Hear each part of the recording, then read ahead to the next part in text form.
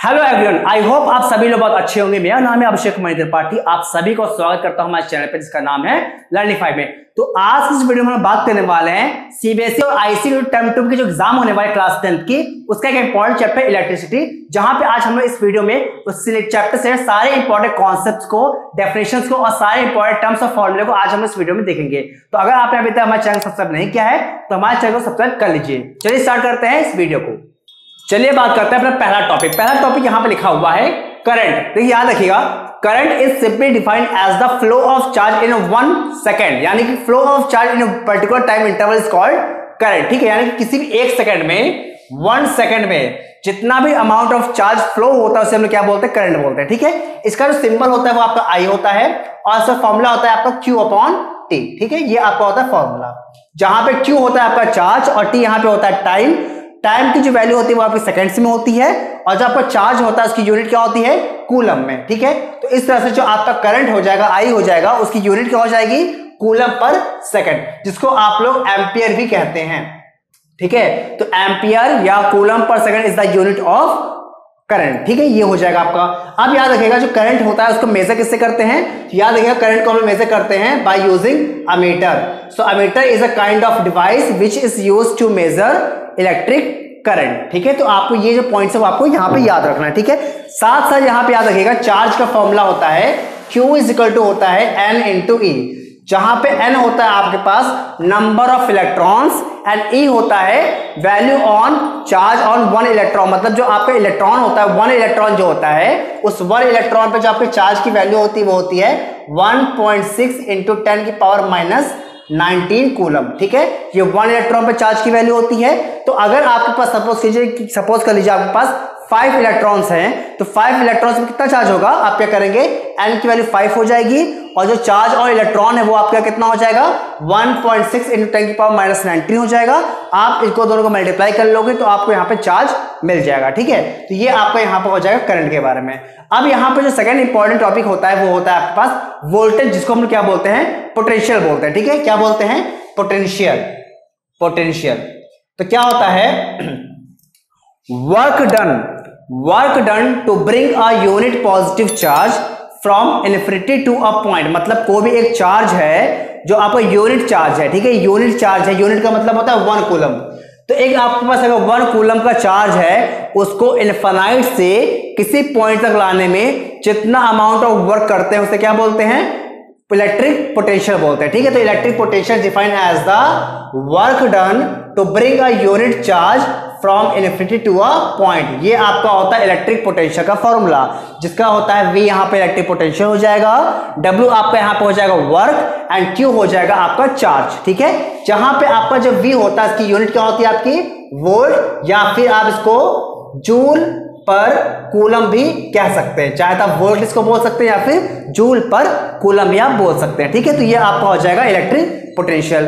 अब यहां पे याद रखिएगा कि जो आपको यहां पे एक और टर्म आता है वो होता है आपके पास पोटेंशियल डिफरेंस। क्या होता है, ठीक है, पोटेंशियल डिफरेंस। तो याद रखिएगा पोटेंशियल डिफरेंस और पोटेंशियल में पोटेंशियल और पोटेंशियल डिफरेंस दोनों क्या डिफरेंट क्वांटिटी होती हैं। बाकी आपका फॉर्मूला क्या होता है, सेम होता है। डिफरेंस क्या होता है, याद रखिएगा इलेक्ट्रिक पोटेंशियल में आपका जो पहला पॉइंट है जहां से हम लोग चार्ज को लेके आ रहे हैं वो क्या है आपका, इन्फिनिटी। मतलब आपका जो चार्ज है वो आपका पहले कहां पे था, इन्फिनाइट पर था, उसको हम लोग किसी एक पॉइंट तक लेके आ गए। ठीक है, जबकि पोटेंशियल डिफरेंस में क्या होगा, जब किसी चार्ज को हम लोग A से B, मतलब आपके दोनों जो पॉइंट्स है वो क्या होंगे, आपके फाइनाइट पॉइंट्स होंगे, फाइनाइट पॉइंट्स। तो जब क्या करता है, किसी भी चार्ज को किसी 1 पॉइंट से अनदर पॉइंट तक शिफ्ट करने में जितना अमाउंट ऑफ वर्क होता है उसे हम लोग क्या बोलते हैं, पोटेंशियल डिफरेंस होता है। ठीक है, तो डिफरेंस यहां पर टर्म तभी आता है जब आपके दोनों पॉइंट्स क्या होते हैं, फाइनाइट पॉइंट होते हैं। ठीक है, तो यहां पे ये चीज याद रखिएगा कि जब आपके दोनों पॉइंट्स क्या होंगे, फिक्स पॉइंट्स होंगे, A और B, या कोई भी 2 पॉइंट्स हो सकते हैं, तब आप वहां पे पोटेंशियल डिफरेंस यूज करेंगे। और जब आपका पहला पॉइंट इन्फिनिटी पर होता है तब हम लोग क्या करेंगे, आपका वहां पे इलेक्ट्रिक पोटेंशियल हो जाएगा। ठीक है, बाकी दोनों के जो फॉर्मूले होते हैं वो क्या होते हैं, हमेशा सेम होते हैं। ठीक है, तो हम लोग जनरली पोटेंशियल डिफरेंस को हम लोग लिख सकते हैं VA माइनस VB। ठीक है, ये आपका होता है पोटेंशियल डिफरेंस। ठीक है, करंट जो होती है वो हमेशा क्या होती है, पॉजिटिव से निगेटिव फ्लो करती। कहां पर? पॉजिटिव से निगेटिव। जहां पे पॉजिटिव का मतलब होता है आपका हाई पोटेंशियल और जो आपका नेगेटिव होता है उसे बोलते हैं लो पोटेंशियल। तो current is always flow from high potential to low potential. जबकि जो इलेक्ट्रॉन होता है वो इलेक्ट्रॉन आपका हमेशा क्या होता है, इसके अपोजिट फ्लो करता है। मतलब इलेक्ट्रॉन क्या होगा आपका, नेगेटिव से पॉजिटिव, मतलब कि लो से हाई की तरफ फ्लो करेगा। ठीक है, तो ये आप यहाँ पे जो डायरेक्शन की चीज है वो आपको आप लोग यहाँ पर याद रखेगा। ठीक है, चलिए बात करते हैं नेक्स्ट पॉइंट की, जो है आपका Ohm's law. Before starting Ohm's law हम यहां बात कर लेते हैं कि जो आपको इलेक्ट्रिक पोटेंशियल होता है उसको मेजर किससे करते हैं। याद रखिएगा, यहां पे हम लोग यूज करते हैं वोल्ट मीटर का। ठीक है, तो वोल्ट मीटर आपकी एक ऐसी डिवाइस होती है जो कि आपका वोल्टेज यानी कि पोटेंशियल डिफरेंस को मेजर करने में यूज किया जाता है। ठीक है, जबकि करंट को हम लोग किससे मेजर करते थे, अमीटर से मेजर करते थे। ठीक है, तो ये आप दोनों के डिवाइसेस जो है वो आप लोग याद रखिएगा। ठीक है, यहां पे हम बात करते हैं अब हम लोग ओम्स लॉ की। ठीक है, तो ओम्स लॉ क्या होता है? ओम्स लॉ बोलता है कि at constant temperature, at constant temperature, मतलब जब क्या करते हैं आप लोग, जो टेम्परेचर उसे कांस्टेंट रखते हैं, तब जो आपका पोटेंशियल होता है, क्या, इलेक्ट्रिक पोटेंशियल अक्रॉस 2 पॉइंट्स, ठीक है, वो आपका डायरेक्टली प्रोपोर्शनल होता है किसके, अमाउंट ऑफ करंट के। मतलब ये आप बोल सकते हैं कि जो भी आपका अमाउंट ऑफ करंट फ्लो हो रहा है वो आपका ये क्या होता है, पोटेंशियल डिफरेंस के डायरेक्टली प्रोपोर्शनल होता है। मतलब जैसे जैसे आप वोल्टेज को बढ़ाओगे वैसे वैसे आपका करंट भी क्या होगा, इंक्रीज करता है। यानी जैसे आप पोटेंशियल डिफरेंस को बढ़ाते हो, सपोज कर लीजिए यहाँ पे क्या है कि आपके पास एक वायर है, ठीक है, इस वायर के आपके पास 2 पॉइंट है, एक पॉइंट है ए, दूसरा पॉइंट है बी। आप क्या करते हैं, इसके अक्रॉस क्या करते हैं, हमेशा बैटरी को लगा दिया आपने। अब जैसे आप क्या करेंगे, बैटरी को वोल्टेज को बढ़ाएंगे, वैसे क्या होगा, इसमें अपने आप करंट की वैल्यू क्या होगी, बढ़ना शुरू हो जाएगी। ठीक है, तो जैसे जैसे आप वोल्टेज को इंक्रीज करते हो वैसे आपकी करंट की वैल्यू क्या होती है, इंक्रीज करती है। यही आपका होता है ओम्स लॉ। ठीक है, और ये कब होगा, जब आपका टेम्परेचर क्या होगा, कांस्टेंट होगा। ठीक है, जब हम लोग ये साइन हटाते हैं तो यहां पे क्या आता है, एक कांस्टेंट आता है, इसको बोलते हैं आर, यानी हो जाता है V = I × R। ये आपका हो जाता है ओम्स लॉ का फॉर्मूला। ठीक है, जहां पे जो R होता है इसको हम लोग क्या बोलते हैं, रेजिस्टेंस बोलते हैं। क्या बोलेंगे इसको, रेजिस्टेंस। ठीक है, ये होता है रेजिस्टेंस, जिसकी यूनिट ऑफ रेजिस्टेंस क्या होता है आपका, ओम, जिसका सिंबल होता है ये। ठीक है, तो याद रखिएगा, यहां पे आपको ये भी क्वेश्चन आ सकते हैं सब मल्टीपल चॉइस क्वेश्चंस में, कि जो आपका रेजिस्टेंस होता है उसकी यूनिट क्या होती है, उसकी यूनिट क्या होती है, ओम होती है, उसका सिंबल क्या हो जाएगा आपका ये। ठीक है, इस तरह से आप यहां पे अगर R का निकालें तो R = क्या हो गया आपका, V/I हो गया। सो अगर हम यहां पे R को डिफाइन करना चाहें कि R एक्चुअल में होता क्या है, या फिर ये लॉ बताता क्या है, देखिए यहां पे ये लॉ ये बता रहा है कि सपोज करिए पहले आपने क्या किया, वोल्टेज आपने 2 रखा, 2 अगर आपने वोल्टेज रखा तो आपकी करंट सपोज करिए कितने हो, 2 हो गई। तो आपने क्या हुआ, इनको आपस में डिवाइड किया, कितना आ गया आपका, 1 आ गया। अब आप क्या करेंगे, जब वोल्टेज को आपने अगर 3 कर दिया, ठीक है, अगर वोल्टेज को आपने बढ़ाकर 3 कर दिया तो आपकी करंट कितनी बढ़ेगी, 3 ही हो जाएगी, क्योंकि इसका जो रेशियो होगा वो क्या होगा, हमेशा सेम आना चाहिए। मतलब जैसे जैसे आप वोल्टेज को बढ़ाओगे उतना ही अमाउंट में करंट आपकी बढ़ेगी, ताकि आपका जो R होगा, R मतलब जो कांस्टेंट होगा, वो आपका क्या होगा, हर बार सेम वैल्यू को शो करेगा। ऐसे अगर आपने वोल्टेज का 4 कर दिया तो आपका करंट भी यहां पे क्या होगा, 4 हो जाएगा, और आपका जो रेजिस्टेंस होगा तब भी कितना होगा, 1 ही आएगा। ठीक है, ये बोलता है ओम्स लॉ कि R की वैल्यू कभी भी चेंज नहीं होगी। आप कभी भी V और I का जो रेशियो निकालेंगे, अनुपात निकालेंगे, वो आपका क्या होगा, हमेशा एक फिक्स वैल्यू को शो करता है, जिसको हम लोग क्या बोलते हैं, रेजिस्टेंस बोलते हैं। अब यहां पे आता है आपका क्वेश्चन कि रेजिस्टेंस को डिफाइन कैसे करेंगे। तो याद रखिएगा, resistance is defined as the material property. ठीक है, तो याद रखिएगा जो रेजिस्टेंस होता है वो क्या होता है आपका, एक टाइप का मटेरियल प्रॉपर्टी होती, नेचुरल प्रॉपर्टी होती किसी भी मटेरियल की, जो कि क्या होती है, आपका किसी भी करंट के ऑब्स्ट्रक्शन पे डिपेंड करता है। मतलब क्या होगा कि कोई भी जो आपका मटेरियल है वो जितना अमाउंट में करंट को क्या करेगा, रेजिस्ट करेगा, रोकेगा या ऑब्स्ट्रक्शन क्रिएट करेगा, उसे हम क्या बोलते हैं, रेजिस्टेंस बोलते हैं। ठीक है, सो यहां पर जो रेजिस्टेंस होगा उसको आपको डिफाइन कर रहा हूं, क्या दिखेंगे, resistance defined by the obstruction produced by the material due to its atom. मतलब यानी कि जो भी आपका मटेरियल यानी वायर आप यूज करते हैं, चाहे आपका कॉपर का वायर हो, चाहे आपके पास एल्यूमिनियम का वायर हो, या फिर आपके पास आयरन का वायर हो, तो उसके जो एटम्स होते हैं, उसके एटम्स की वजह से क्या होता है कि इलेक्ट्रॉन्स का जो पाथ होता है उसमें क्या होता है, थोड़ा सा एक ऑब्स्ट्रक्शन प्रोड्यूस होता है। ठीक है, यानी रेजिस्टेंस प्रोड्यूस होता है। तो आपको वही जो आपका जो इफेक्ट होता है उसे क्या बोलते हैं, रेजिस्टेंस बोलते हैं। तो resistance is defined as the obstruction produced by the material due to its atomic structure. ठीक है, तो जो एटम का स्ट्रक्चर होता है उसके बेसिस पे जो भी आपका ऑब्स्ट्रक्शन प्रोड्यूस होता है उसे क्या बोलते हैं हम लोग, लोग रेजिस्टेंस बोलते हैं, ठीक है। तो ये आपका होता है नेचुरल प्रॉपर्टी होती है, यानी कि डिफरेंट मटेरियल का जो रेजिस्टेंस होगा वो क्या होगा, डिफरेंट हो जाएगा, ठीक है।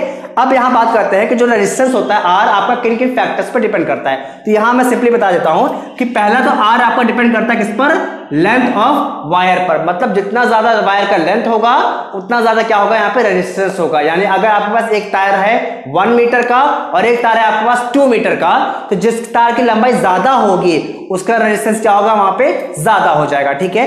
दूसरा आर डिपेंड करता है किस पर, एरिया पर, मतलब कैसे, inversely proportional to area. Inversely proportional to area का मतलब होता है कि जैसे आपका एरिया यानी कि थिकनेस यानी कि वायर की जो मोटाई है वो ज्यादा होगी तो रेजिस्टेंस क्या होगा, कम हो जाएगा। इसीलिए क्या होता है कि जो घरों के आसपास जो वायर यूज होते हैं, जो यहाँ पे आपने देखा होगा कि जो आपके खंबे पे जो वायर आते हैं वो बहुत ही मोटे होते हैं, बहुत ही ज्यादा हाई एरिया के होते हैं, क्योंकि जितना ज्यादा एरिया होगा उतना क्या होगा, रेजिस्टेंस कम होगा। और रेजिस्टेंस कम होने का मतलब सीधा है कि उसमें ज्यादा अमाउंट में करंट फ्लो होगा, बिकॉज जानते हैं कि रेजिस्टेंस क्या है, आपका ऑब्स्ट्रक्शन है, तो जितना कम रेजिस्टेंस उतना ज्यादा करंट, ठीक है। तो इसलिए क्या होगा, एरिया अगर आपके पास ज्यादा है तो रेजिस्टेंस क्या होगा, वहां पे कम हो जाएगा, ठीक है। थर्ड जो चीज है वो क्या है आपका, यहां पे आर डिपेंड करता है किस पर, नेचर ऑफ मटेरियल पर, नेचर ऑफ मटेरियल पर डिपेंड करता है। मतलब याद रखिएगा, जैसे मैंने अभी आपको बताया कि आपका हर एक जो मटेरियल है उसका रेजिस्टेंस क्या होगा, अलग होगा। जैसे आप जानते हैं कॉपर का रेजिस्टेंस अलग होगा, अगर आप यूज करेंगे एल्यूमिनियम का वायर तो उसका रेजिस्टेंस अलग होगा। इस तरह से क्या होगा, आपका हर एक जो वायर है, हर एक मटेरियल है उसका रेजिस्टेंस क्या होगा, डिफरेंट हो जाता है, ठीक है। यहां पे जो फोर्थ और जो लास्ट जो जिस पे डिपेंड करता है आर, वो है आपका टेम्परेचर। तो आर डिपेंड्स ऑन टेम्परेचर, ठीक है, टेम्परेचर पे भी डिपेंड करता है, ठीक है। बिकॉज ओम्स लॉ में देखिए पहले बताया गया था कांस्टेंट टेम्परेचर, क्योंकि यहां पे अगर टेम्परेचर चेंज होगा तो आपका आर भी क्या होगा, चेंज होता है। अब कैसे चेंज होता है, देखिए याद रखिएगा, अगर आपके पास कंडक्टर है तो अगर आपने यहाँ पे आर, यहाँ पे अगर आपने क्या किया, टेम्परेचर को इंक्रीज किया तो रेजिस्टेंस भी क्या होगा, यहाँ पे इंक्रीज होता है, ठीक है। किसमें, कंडक्टर में अगर आप क्या करते हैं, टेम्परेचर को इंक्रीज करते हैं तो रेजिस्टेंस क्या होता है, आपका इंक्रीज करता है। जबकि जो आपका इंसुलेटर होता है, इंसुलेटर में क्या करते हैं, अगर आप टेम्परेचर को इंक्रीज किया तो रेजिस्टेंस क्या होगा, आपका डिक्रीज होगा, ठीक है। तो इंसुलेटर में आपकी अलग प्रॉपर्टी शो होती है, जबकि कंडक्टर में आपकी अलग प्रॉपर्टी शो होती है। कंडक्टर में क्या होता है, टेम्परेचर इंक्रीज करने पर रेजिस्टेंस क्या होता है, इंक्रीज करता है, ठीक है। जबकि इंसुलेटर में टेम्परेचर इंक्रीज करने पर रेजिस्टेंस क्या होता है, डिक्रीज करता है। तो ये आपका होता है effect of temperature on resistance, ठीक है। अब अगर हम लोग क्या करते हैं, ये जो आपके पहले दोनों टर्म्स हैं, आर एल पे डिपेंड कर रहा है और आर जो है वो ए पे डिपेंड कर रहा है, अगर इन दोनों ही प्रॉपर्टीज को हम लोग क्या करते हैं, कंबाइंड करते हैं तो क्या होता है, तो उस केस में क्या हो जाएगा, आप यहां पे देख पा रहे हैं कि R is proportional to L upon A हो जाएगा, ठीक है। यहां पे क्या हो जाएगा, जो आर हो गया वो आप क्या हो जाएगा, एल अपॉन ए हो गया, ठीक है। अब क्या करेंगे, यहां पे जो साइन है, इस प्रोपोर्शनलिटी के साइन को आप लोग हटाएंगे तो क्या होगा, यहाँ पे एक और सिंबल यानी कांस्टेंट को यूज करेंगे, वो आपका हो जाएगा R is equal to rho L upon A. जितने भी मैं फॉर्मूले बता रहा हूं सारे ही फॉर्मूले बहुत ज्यादा इंपॉर्टेंट है, तो आप सारे फॉर्मूले को याद रखिएगा, ठीक है। यहां पे जो रो है इसको बोलते हैं हम लोग आर एच ओ, रो, ये आपका सिंबल होता है, ठीक है, रो सिंबल, ठीक है। इसका मतलब होता है रेजिस्टिविटी। क्या होता है इसका मतलब, रेजिस्टिविटी, ठीक है, रेजिस्टिविटी, या फिर इसको बोलते हैं स्पेसिफिक रेजिस्टेंस, ठीक है। या फिर उससे आप क्या बोलेंगे, रेजिस्टिविटी बोलेंगे या फिर बोलेंगे स्पेसिफिक रेजिस्टेंस बोलते हैं, ठीक है। तो ये आपका होता है रो, ठीक है, यानी कि स्पेसिफिक रेजिस्टेंस हो गया। ये जो फॉर्मूला है ये आपका बहुत ज्यादा इंपॉर्टेंट फॉर्मूला होता है, ठीक है। तो आप इस फॉर्मूले को याद रखिएगा। जो यहाँ पर रो यूज कर रहे हैं यानी स्पेसिफिक रेजिस्टेंस यूज कर रहे हैं, इसकी यूनिट क्या होती है, इसकी यूनिट होती है आपकी इसकी रो की ओम इंटू मीटर। ये बहुत ही इंपॉर्टेंट क्वेश्चन है, तो आप इस क्वेश्चन को याद रखिएगा कि ओम इंटू मीटर जो होता है वो क्या होता है, आपका स्पेसिफिक रेजिस्टेंस का यूनिट होता है। अब यहाँ पे बस एक और चीज बता देता हूं आपको, यहाँ पर आज का लास्ट टॉपिक ये है कि दोनों में डिफरेंस क्या है। देखिए यहाँ पे आर आप देख पा रहे हैं, ये भी आपका रेजिस्टेंस है, और जो रो देख रहे हैं क्या है आपका, ये भी आपका स्पेसिफिक रेजिस्टेंस है या रेजिस्टिविटी है। दोनों में डिफरेंस क्या है, बहुत सिंपल है कि देखिए जैसे आपका जो आर था, रेजिस्टेंस था, वो आपके 4 फैक्टर पे डिपेंड कर रहा था, लंबाई पर, लेंथ पर, एरिया पर, नेचर ऑफ मटेरियल पर और टेम्परेचर पर डिपेंड कर रहा था। अगर हम लोग क्या करते हैं, ये दोनों जो चीजें हैं लेंथ को और एरिया को फिक्स कर दे। मतलब मैंने लेंथ को क्या किया 1 मीटर ले लिया और एरिया को मैंने क्या किया 1 मीटर स्क्वायर कर दिया, मतलब मैंने दोनों को 1 कर दिया। तो अब क्या होगा, अब आपको जो रेजिस्टेंस होगा वो क्या होगा, सिर्फ नेचर ऑफ मटेरियल पर डिपेंड करेगा और टेम्परेचर पर डिपेंड करेगा। तो बहुत सिंपल है कि जब हम क्या करते हैं किसी भी वायर किसी भी मटेरियल के लेंथ और एरिया को दोनों को फिक्स कर देते हैं, मतलब क्या करेंगे यहाँ पे लेंथ और एरिया दोनों की वैल्यू क्या करेंगे फिक्स कर देंगे, या यूनिट ले लेंगे या 1 ले लेंगे।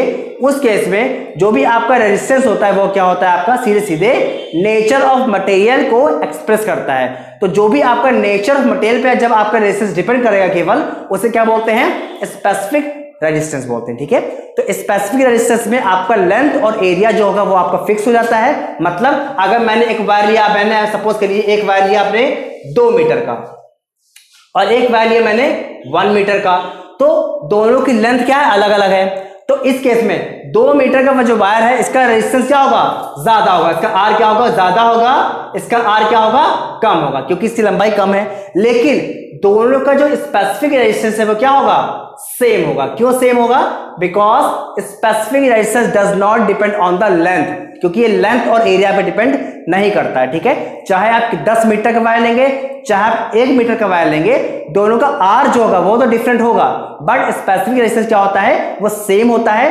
वो सिर्फ डिपेंड करेगा नेचर ऑफ मटेरियल पे, मतलब कॉपर का स्पेसिफिक रेजिस्टेंस अलग होगा, आपका एल्यूमिनियम का स्पेसिफिक रेजिस्टेंस अलग होगा, आपका आयरन का जो स्पेसिफिक रेजिस्टेंस है वो आपका अलग हो जाएगा। मतलब अलग अलग मटेरियल का स्पेसिफिक रेजिस्टेंस अलग होगा, लेकिन जो आपका एल होगा उस एल और ए पे आपका डिपेंड नहीं करेगा। ठीक है, सिर्फ आपका नेचर ऑफ मटेरियल पर और टेम्परेचर पे आपका डिपेंड करता है स्पेसिफिक रेजिस्टेंस। ठीक है, तो फिलहाल यही आपके सारे इंपॉर्टेंट टॉपिक्स हो गए हैं। इसके बाद जो हम नेक्स्ट पार्ट में इसके आगे टॉपिक्स और कुछ क्वेश्चंस को देखेंगे।